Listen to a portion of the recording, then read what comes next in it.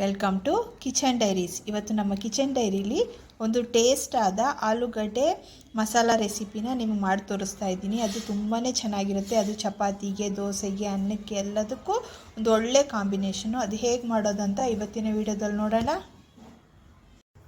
ಮೊದಲಿಗೆ ನಾನಿಲ್ಲಿ 3 ಆಲೂಗಡ್ಡೆನ ತೊಗೊಂಡಿದ್ದೀನಿ. ಮೀಡಿಯಮ್ ಸೈಜ್ ಇರೋ 3 ಆಲೂಗಡ್ಡೆನ ತೊಗೊಂಡಿದ್ದೀನಿ. ಮೊದಲಿಗೆ ನಾವು ಇದ್ರ ಮೇಲಿರೋ ಸಿಪ್ಪೆನೆಲ್ಲ ರಿಮೂವ್ ಮಾಡಿ ಸಣ್ಣ ಸಣ್ಣದಾಗಿ ಕಟ್ ಮಾಡ್ಕೊಳ್ಳೋಣ. ನೋಡಿ, ನಾನು ಆಲೂಗಡ್ಡೆ ಮೇಲಿರೋ ಸಿಪ್ಪೆನೆಲ್ಲ ರಿಮೂವ್ ಮಾಡಿದ್ದೀನಿ. ಈಗ ಏನು ಮಾಡಬೇಕಂದ್ರೆ, ಈಗ ಇದನ್ನು ನಾವು ಮೀಡಿಯಮ್ ಸೈಜ್ಗೆ ಕಟ್ ಮಾಡಿ ತೊಗೊಳ್ಳೋಣ. ತೋರಿಸ್ತೀನಿ ಹೇಗೆ ಕಟ್ ಮಾಡೋದು ಅಂತ. ಈಗ ಒಂದು ಚಾಪಿಂಗ್ ಬೋರ್ಡ್ ತೊಗೊಂಡಿದ್ದೀನಿ. ಇದರಲ್ಲಿ ನಾವು ಆಲೂಗಡ್ಡೆನ ಕಟ್ ಮಾಡಿ ತೊಗೊಳ್ಳೋಣ.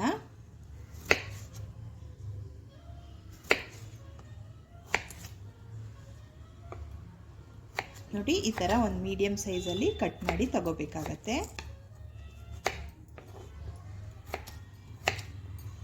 ನೋಡಿ, ಈ ಥರ ಆಲೂಗಡ್ಡೆ ಪೀಸಸ್ನ ಕಟ್ ಮಾಡಿ ತಗೊಳ್ಳೋಣ ಎಲ್ಲನೂ. ನೋಡಿ, ಎಲ್ಲನೂ ಇದೇ ರೀತಿ ಕಟ್ ಮಾಡಿ ತಗೊಂಡಿದ್ದೀನಿ. ನೋಡಿ, ಈ ಸೈಜಲ್ಲಿ ಕಟ್ ಮಾಡಿ ತಗೊಂಡಿದ್ದೀನಿ. ಈಗ ಏನು ಮಾಡಬೇಕಂದ್ರೆ, ಈಗ ಸ್ಟವ್ ಮೇಲೆ ಒಂದು ಬಾಣಲಿ ಇಟ್ಕೊಂಡಿದ್ದೀನಿ. ಅದಕ್ಕೆ ನಾನು ಒಂದು 2 ಗ್ಲಾಸಷ್ಟು ನೀರನ್ನು ಸೇರಿಸ್ಕೊಳ್ತಾ ಇದ್ದೀನಿ. ನೀರನ್ನು ಸೇರಿಸ್ಕೊಂಡ್ಮೇಲೆ ಇಲ್ಲಿ ನಾವು ಕಟ್ ಮಾಡಿ ಇಟ್ಕೊಂಡಿರ್ತೀವಲ್ಲ ಆಲೂಗಡ್ಡೆನ, ಅದನ್ನು ಇದ್ರೊಳಗಡೆ ಒಂದು 2-3 ಸಲ ಚೆನ್ನಾಗಿ ವಾಶ್ ಮಾಡಿಬಿಟ್ಟು ಇದ್ರೊಳಗಡೆ ಹಾಕ್ಕೊಳ್ಳೋಣ.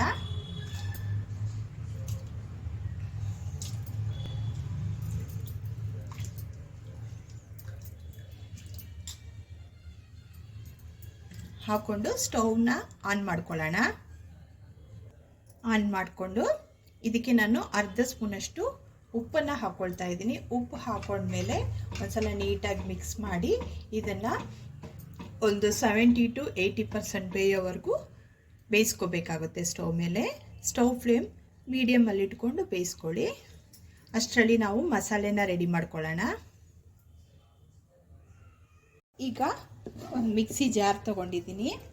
ಅದಕ್ಕೆ ಸ್ವಲ್ಪ ಶುಂಠಿನ ತೊಗೊಂಡಿದ್ದೀನಿ. ಶುಂಠಿ ಜೊತೆ ಒಂದು ಬೆಳ್ಳುಳ್ಳಿನ ಬಿಡಿಸಿ ಇದರೊಳಗಡೆ ಹಾಕ್ಕೊಳ್ತಾ ಇದ್ದೀನಿ. ಹಾಗೆಯೇ ಇಲ್ಲಿ ಒಂದು 5ರಿಂದ 6 ಹಸಿಮೆಣಸಿನ್ಕಾಯಿನ ತೊಳೆದು ಇದಕ್ಕೆ ಸೇರಿಸ್ಕೊಳ್ತಾ ಇದ್ದೀನಿ. ಜೊತೆಗೆ ಒಂದು ಸ್ವಲ್ಪ ಪುದೀನ ಸೊಪ್ಪು ಫ್ಲೇವರ್ಗೋಸ್ಕರ. ಇದ್ರ ಜೊತೆಗೆ ಒಂದು ಸ್ವಲ್ಪ ಚಕ್ಕೆನ ಹಾಕ್ಕೊಳ್ತಾ ಇದ್ದೀನಿ.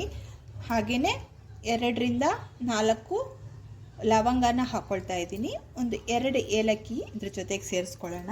ಹಾಗೆಯೇ ಸ್ವಲ್ಪ ಕೊತ್ತಂಬರಿ ಸೊಪ್ಪನ್ನು ಸೇರಿಸ್ಕೊಂಡು ಇದನ್ನು ನೈಸಾಗಿ ಪೇಸ್ಟ್ ಥರ ಗ್ರೈಂಡ್ ಮಾಡ್ಕೊಂಡು ಬರೋಣ. ಇದ್ರ ಜೊತೆಗೆ ನಾವು ಇಲ್ಲಿ ಒಂದು 2ರಿಂದ 3 ಟೇಬಲ್ ಸ್ಪೂನಷ್ಟು ಶೇಂಗಾ ಬೀಜನ ಹುರಿದು ಇಟ್ಕೊಂಡಿದ್ದೀನಿ. ಇದನ್ನು ಯಾಕೆ ಹಾಕ್ಕೊಳ್ಳೋದು ಅಂದರೆ, ಇದು ಥಿಕ್ನೆಸ್ಗೋಸ್ಕರ ಹಾಕ್ಕೊಳ್ಳೋದು. ಇದನ್ನು ಹಾಕ್ಕೊಂಡು ಒಟ್ಟಿಗೆ ಗ್ರೈಂಡ್ ಮಾಡ್ಕೊಂಡು ಬರಬೇಕಾಗತ್ತೆ. ನೋಡಿ, ಗ್ರೈಂಡ್ ಮಾಡ್ಕೊಂಡು ಬಂದಿದ್ದೀನಿ. ಈ ಥರ ನೈಸಾಗಿ ಗ್ರೈಂಡ್ ಮಾಡ್ಕೊಂಡು ಬರಬೇಕು. ಈಗ ಆಲೂಗಡ್ಡೆ ಬೆಂದಿದೆಯಾ ನೋಡೋಣ. ನೋಡಿ, ಈಗ ಆಲೂಗಡ್ಡೆ ಚೆಕ್ ಮಾಡ್ಕೊಳ್ಳೋಣ.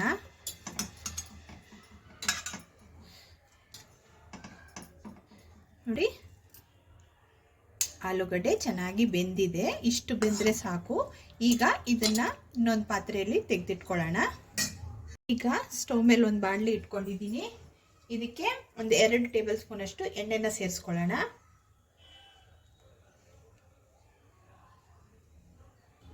ಎಣ್ಣೆ ಬಿಸಿ ಆದಮೇಲೆ 1 ಟೇಬಲ್ ಸ್ಪೂನಷ್ಟು ಜೀರಿಗೆನ ಇದಕ್ಕೆ ಸೇರಿಸ್ಕೊಳ್ಳೋಣ.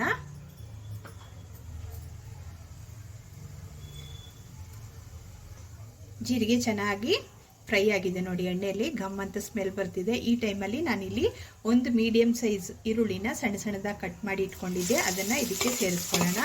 ಈರುಳ್ಳಿ ಚೆನ್ನಾಗಿ ಮೆತ್ತಗಾಗೋವರೆಗೂ ಎಣ್ಣೆಯಲ್ಲಿ ಫ್ರೈ ಮಾಡ್ಕೋಬೇಕಾಗತ್ತೆ.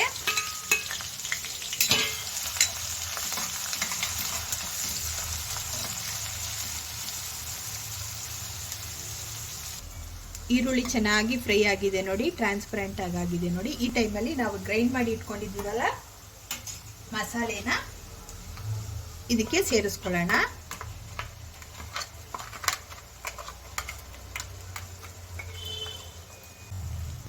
ಈಗ ನೋಡಿ, ಮಸಾಲೆ ಚೆನ್ನಾಗಿ ಹಸಿ ವಾಸನೆ ಹೋಗೋವರೆಗೂ ಮಿಕ್ಸ್ ಮಾಡ್ಕೋಬೇಕಾಗತ್ತೆ. ಎಣ್ಣೆಯಲ್ಲಿ ಚೆನ್ನಾಗಿ ಫ್ರೈ ಆಗಬೇಕು, ಇದ್ರ ಗಮ್ ಅಂತ ಸ್ಮೆಲ್ ಬರಬೇಕು. ನೋಡಿ ಈಗ ಚೆನ್ನಾಗಿ ಮಸಾಲೆ ಎಲ್ಲ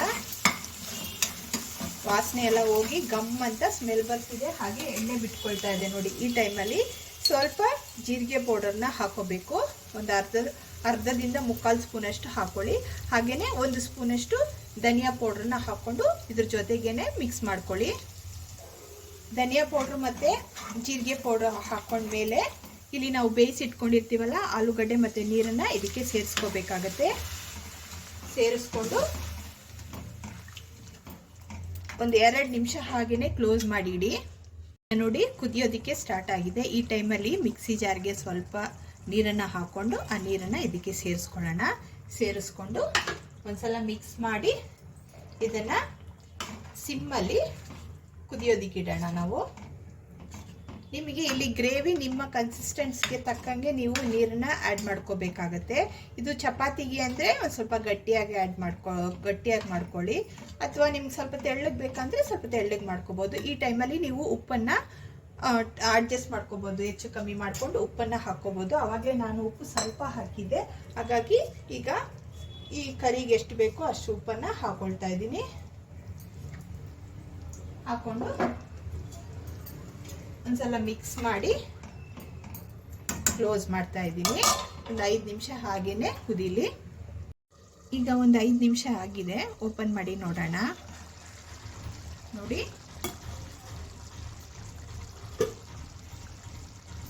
ಎಣ್ಣೆ ಎಲ್ಲ ಮೇಲ್ಗಡೆ ತೇಲ್ತಿದೆ, ಕಾಣಿಸ್ತಿದೆಯಾ ನಿಮಗೆ? ಈಗ ಮಸಾಲೆ ಎಲ್ಲ ಚೆನ್ನಾಗಿ ಬೆಂದು ಕರೆಕ್ಟ್ ಕನ್ಸಿಸ್ಟೆನ್ಸಿಯಲ್ಲಿ ಬಂದಿದೆ.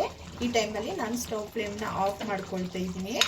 ನಿಮ್ಗೆ ಏನಾದರೂ ಇನ್ನೊಂಚೂರು ಗಟ್ಟಿ ಬೇಕಾದರೆ ಇನ್ನೊಂಚೂರು ಗಟ್ಟಿ ಮಾಡ್ಕೊಬೋದು. ನಾನು ಚಪಾತಿಗೆ ಮಾಡೋದ್ರಿಂದ ಈ ಕನ್ಸಿಸ್ಟೆನ್ಸಿ ಸಾಕಾಗುತ್ತೆ. ಈಗ ಇದನ್ನು ಸರ್ವಿಂಗ್ ಬೌಲ್ಗೆ ಸರ್ವ್ ಮಾಡ್ಕೊಳ್ತೀನಿ. ನೋಡಿ ಸರ್ವಿಂಗ್ ಬೌಲ್ಗೆ ಸರ್ವ್ ಮಾಡ್ಕೊಂಡಿದ್ದೀನಿ. ತುಂಬಾ ಚೆನ್ನಾಗಿದೆ, ಟೇಸ್ಟು ಘಮ್ ಅಂತ ಇದೆ. ಮತ್ತು ಇದು ಚಪಾತಿಗೆ, ಅನ್ನಕ್ಕೆ, ದೋಸೆಗೆ ಎಲ್ಲದಕ್ಕೂ ಚೆನ್ನಾಗಿರುತ್ತೆ. ಈ ಥರ ಒಂದು ಸಲ ಡಿಫ್ರೆಂಟ್ ವಿಧದಲ್ಲಿ ನೀವು ಆಲೂಗಡ್ಡೆನ ಟ್ರೈ ಮಾಡಿ ನೋಡಿ, ತುಂಬಾ ಇಷ್ಟಪಟ್ಟು ತಿಂತಾರೆ. ಇವತ್ತಿನ ರೆಸಿಪಿ ಏನಾದರೂ ನಿಮ್ಗೆ ಇಷ್ಟವಾದರೆ ಲೈಕ್ ಮಾಡಿ, ಶೇರ್ ಮಾಡಿ ಮತ್ತು ಸಬ್ಸ್ಕ್ರೈಬ್ ಮಾಡೋದನ್ನ ಖಂಡಿತ ಮರಿಬೇಡಿ.